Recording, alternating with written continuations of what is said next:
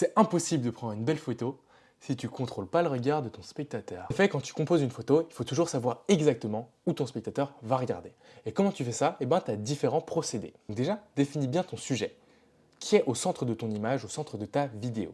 Et si tu me dis que tu n'as pas de sujet, abandonne tout de suite la photo ou la vidéo, parce que ton image n'aura aucun intérêt.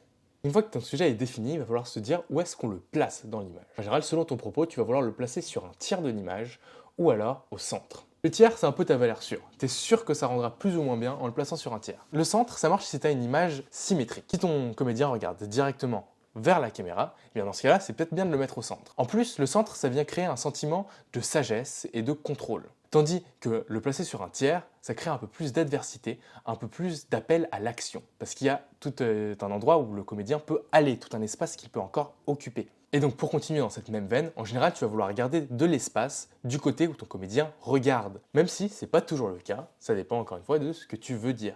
Une autre manière qui peut t'aider à définir ton cadre, c'est toutes les lignes directionnelles. Les points de fuite. Si tu as un décor qui comporte des lignes, tu vas vouloir mettre ton comédien au centre, là où toutes les lignes se rejoignent. Parce que ça va venir directement amener le regard du spectateur vers ton sujet. Ce qu'il ne faut pas oublier, c'est que le regard est aussi un point de fuite. Si tu vois plein de personnages dans ton image qui regardent quelque part, le spectateur va automatiquement avoir envie de regarder dans cette direction. Et d'ailleurs, je dis toujours comédien, mais un sujet, c'est pas forcément un être humain. Ça peut être une maison, une montagne, un arbre, un animal, et plein d'autres choses encore.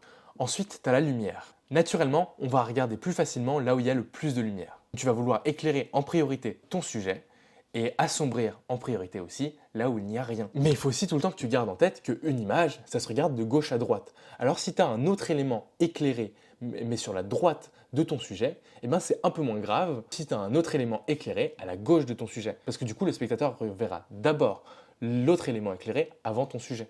Donc des fois, sauver ta composition, c'est juste une question de retourner ton image. En parlant d'éclairement, il faut aussi faire attention aux surfaces réflectives et métalliques, parce que c'est elles qui renvoient le plus la lumière et qui du coup peuvent potentiellement extrêmement attirer l'attention. Enfin, tu vas pouvoir utiliser le flou, le bokeh, la profondeur de champ pour attirer l'œil sur ton sujet.